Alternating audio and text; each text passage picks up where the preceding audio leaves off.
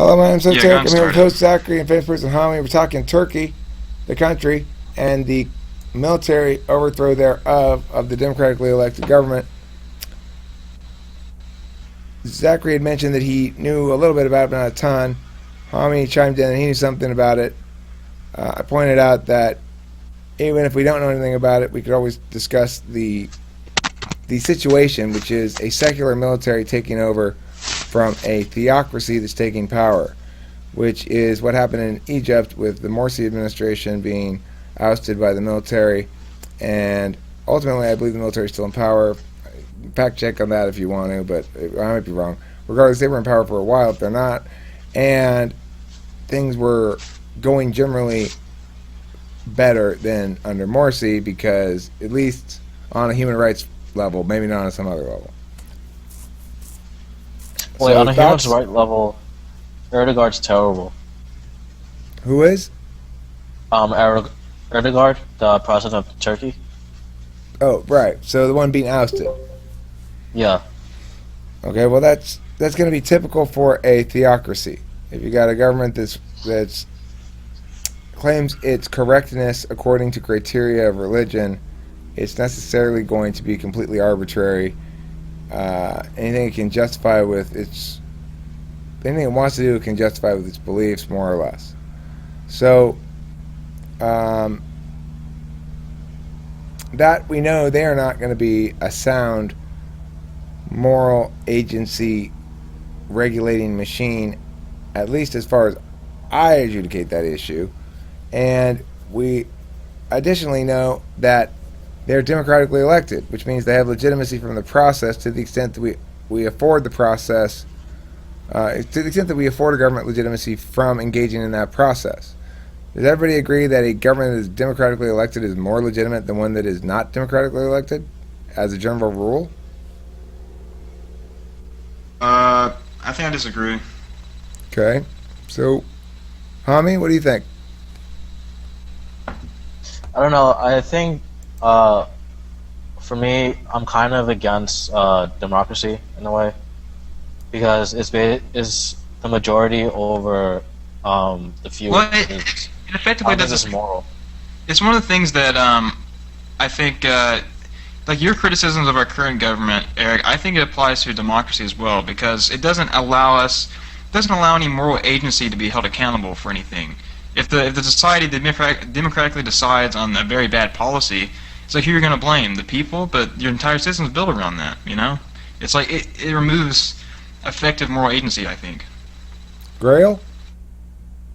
Hi, I'm just, can you hear me? I'm just curious as to how you're defining democracy because even America doesn't really have what you would call like a pure democracy. We don't even vote for our own Yeah. president. So what do you Yeah. Okay, mean well by let's democracy? shift the terms a bit then.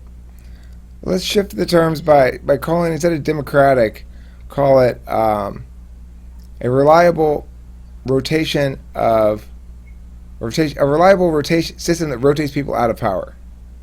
So it deals with the transfer of power reliably. In other words, we know pretty reliably that President Obama is not going to try to stay in power for another 4 years. He's not going to try to pull Putin, right? Right. And just say, well, I know I'm only supposed to be here for 2 terms, but I'm going to be here for 20.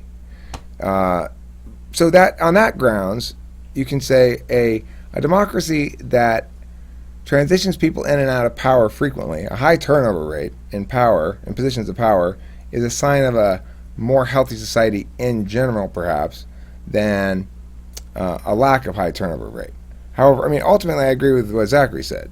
That's my position on it, which is that democracy has no greater legitimacy than any other form of government, except insofar as it, and then whatever you think goes there is what you put there. I put what I put I there. think that I think an ideal governmental structure should have a monopoly on what. So, okay, every society is going to have an ontological state of affairs where they, just by existing, it's going to be sort of in conflict with another society that has similar, I guess, desires that are in conflict with each other, right? So there's an ontological state of affairs with that, and I would distinguish that away from like any moral realm or an economic realm or anything else. It's just because this society exists, it's ontologically different than another society, and they're going to act in their own interests, and that's just something that occurs. So I think an ideal governmental structure should have a monopoly on dealing with that, but within the society, I think the power should be decentralized. So insofar as they have power, it should only be directed toward external defense as opposed to internal defense, if that makes sense. But the you United agree States. with policing things like murder and robbery, right? well, yeah, of course. I mean, I think that's what internal defense means. Well, I think the state should be, like, at least in the United States, I think the state should be required to. I really like your idea of like a decentralized tax plan, and then having this, and I would have the states have their own police force, or be required to provide that sort of internal structure defense. But the state already does provide the police system. Technically, there is no federal police. I mean, FBI technically, but I mean, it's really done through the state. The federal government doesn't have policing powers. Then I'm okay with that. But they do. Yeah, they do have policing What are you guys powers. arguing about? I'm sorry, I just kind of came in the middle. The federal government does have policing powers. We're talking about in general Turkey. Not in the. We're not actually talking Turkey. constitutionality. I agree with you. They ought not have policing powers. Do they? Of course they do. FDA, DEA, FBI. I mean, these are all police agencies of the National federal Guard. government. So, but that's neither here nor there about the principle. What we're saying is there's a democratically elected totalitarian theocracy in Turkey. The military is saying, "Oh hell no, we want to preserve our country's secular Western identity," and they're trying to initiate a coup. Whether or not it will be successful, we don't know. The question is, who is in the right, and what are the claims on each side? Right now, talking about the claims to legitimacy that is afforded a state that has a, for lack of a better term, high turnover rate in terms of people in power, and that might afford some additional legitimacy, especially if they are actually attained, if they actually attain those positions of power through "quote unquote" free and fair elections. I think in the status quo, the United States is something a million light years away from free and fair elections because it's too difficult to be considered a legitimate choice. You have to already gain party approval from one of the major parties to even have a shot at getting your voice heard in So, general. okay, what makes a government more morally legitimate then? Well, I mean, you know my answer. It's a limiting principle. What is a limiting principle? That's the real question. If a government holds itself to a limiting principle, to the extent that it does so, and actually adheres to it, then it gains legitimacy. To the extent that it fails to adhere to its own limiting principle, it loses legitimacy. And we might argue about what that limiting principle might be, but everybody agrees on that. Nobody thinks government should be able to do anything for any reason. So everyone says, well, they shouldn't be able to do this kind of thing. That's their limiting principle. That's what these people say. You know, like somebody says, I think government should do this. They're saying, if your limiting principle disagrees with the government doing this, then fuck you, or I'm going to coerce you. But I don't think the government should do this because that's my limiting principle. So my position is, everybody's limiting principle has to not take turns being wrong and forcing itself on others, but rather let my wrongness, which isn't mine again, that will preclude anybody else's wrongness from imposing itself on anybody else's wrongness. Yeah, that's why I think the best form of government is a republic. Whereas, like, for example, when you say a limiting principle, you have laws based on those limiting principles, and the government adheres to that. And then you have, like, some form of democracy that adheres to those laws. Well, I don't know. I think that Eric's views made me think a lot about. I think a government ought to have some moral agency to it. Like, he's right in the sense that, like, when we say, like, if you blame the government for something, you're not really blaming anything. Like, like there are real people behind it, like making decisions. So I guess in the sense of the idea of a republic, the elected leaders would have to be. Are they going to be? are they going to be restricted by something like a Congress or something like that? Yeah. Let's see. Um, What Jaime's talking about is basically just the idea of constitutionalism. We have a constitution that provides the limiting principles under which the government may function. We have a court system that's designed to hold the government to that limiting principle. And then we have individuals who are just in the world, and they are behaving in accordance with ideally one united thing, that which is more fundamental moral principles, and concurrently the law, which is ideally intertwined perfectly with it, so that which one is morally if something is morally prohibited, the law prohibits it. If something is morally obligatory, the law obligates it. If something is morally permissible, the law has nothing to say about it. I can see a lot Yeah, of that's why I problems. think the U.S. got it right James Madison, in terms of how a government should function. Grail, you were going to say something? Oh no, I was just listening to it, and I was just thinking, like in terms of Turkey, for example. I think the problem with a lot of these Middle East countries having democratic elections and voting in theocrats and whatnot is because isn't it obvious that the U.S. government is assuming that as soon as they go in and liberate these people, they will automatically accept Western values and vote in the way that most people in the Western world will vote for them. And that's why of voting in, extreme right people who are all about the Sharia law and things like that, right? And in the U.S., with the influx of, I guess, different cultures, what used to be, I think, the mixing pot theory or whatever, I forget the name. The melting But, pot? a melting pot, or like mix of culture.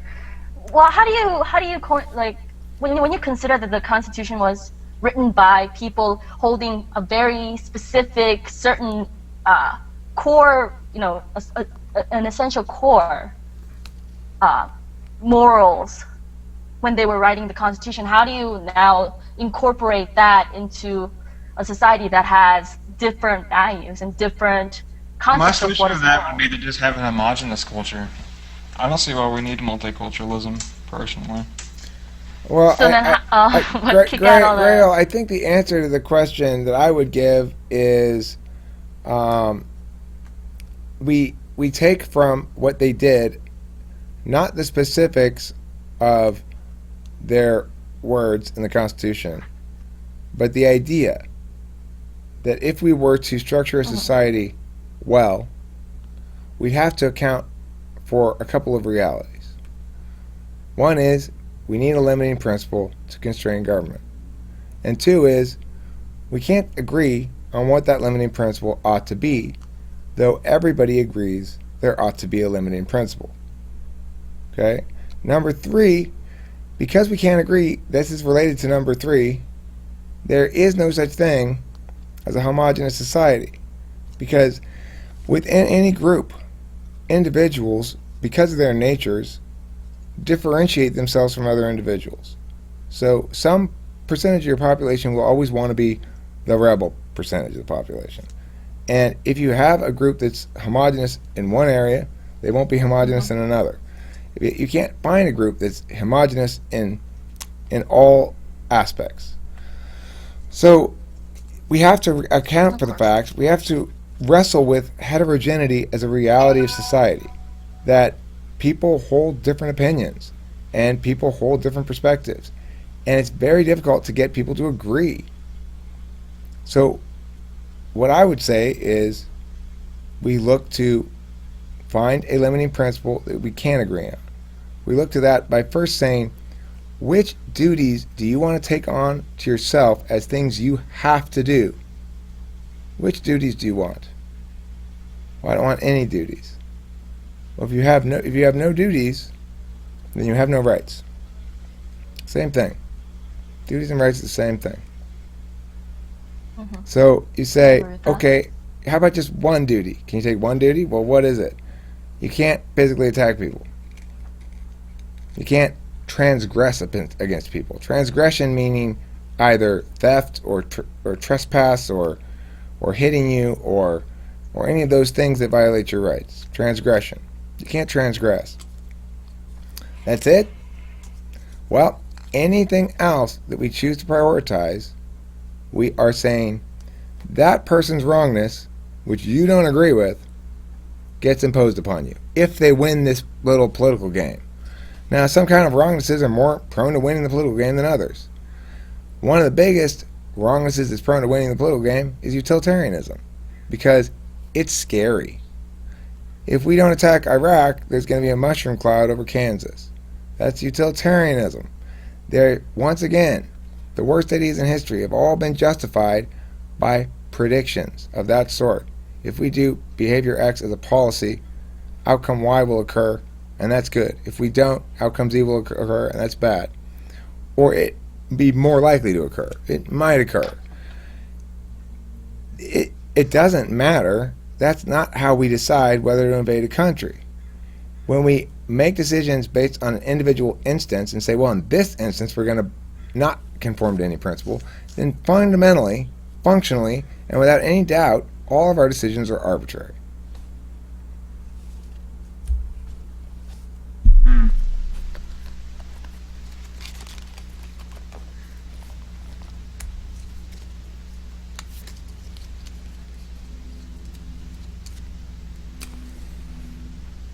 Wait, Zach, when you said that you didn't care about multicultural, I mean, you favored homogenization.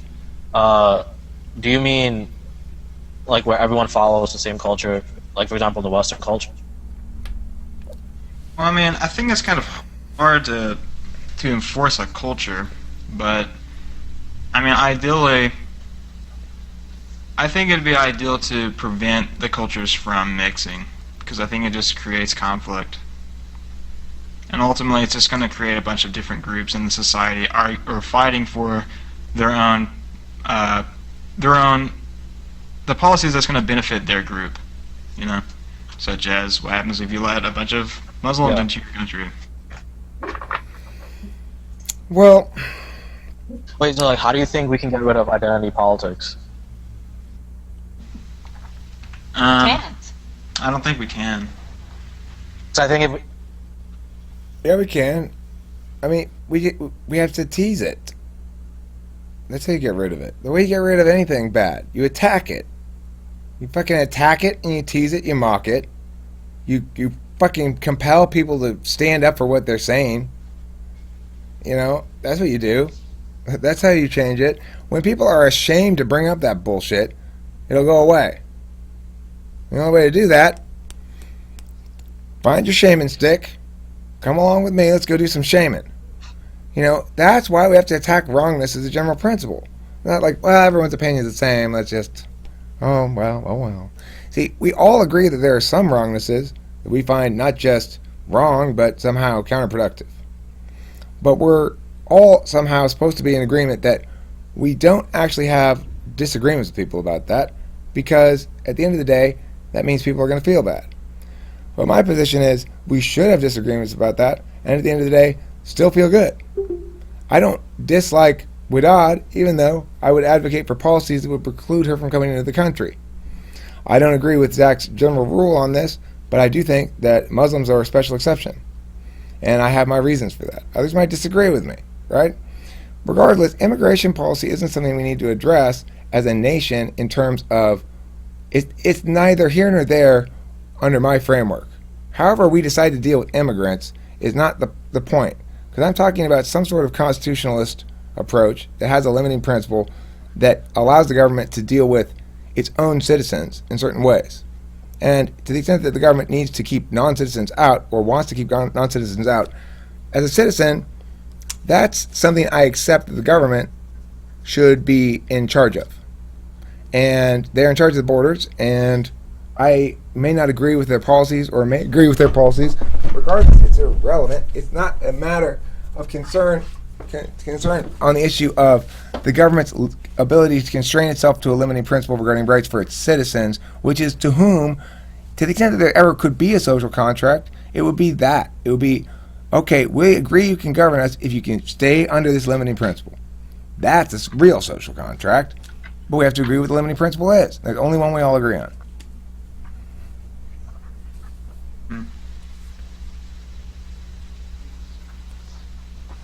I think a large part of the problem is that people in general, they think way too much in terms of groupthink, and they think way too much in terms of identity politics, and I think that's like the biggest problem.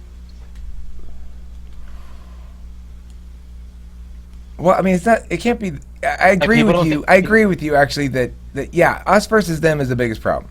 Us versus them is a big problem. It's a big problem. It's not the biggest problem. The biggest problem is a tolerance of bad arguments winning. Stupid ideas. That's the fucking problem in a nutshell. Bad arguments sometimes still win. That's it. Sums up all of society's problems right there. Bad arguments sometimes still win. They should never win.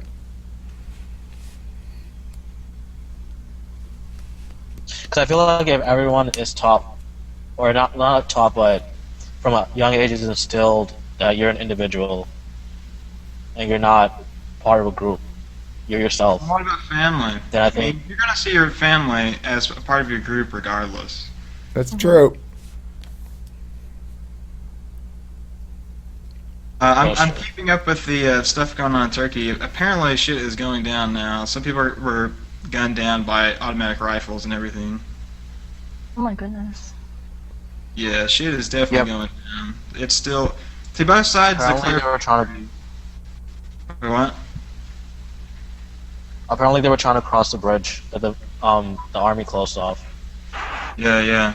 I saw like one video of a dude ran over by a tank and everything. Like, see, what happened was both sides declared victory, like, early on. Like, it's pretty funny that the Turkish president, like, he came up on a news show, and he's, like, on like, FaceTime in this, like, closed room, the curtains closed, and he's like, we're still in control. And it's just like, their streets are getting, like, swarmed with soldiers and shit. People are getting shot. Doesn't really seem like either side has full control at the moment. Interesting. Well, overall, I would side with the military on this occasion, I suppose.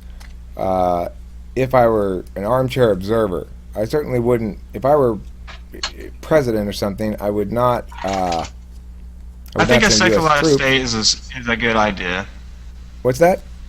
I think a secularized state is a good idea for the most part, but I mean, I don't know. Like, my opinions are subject to change in light of new information.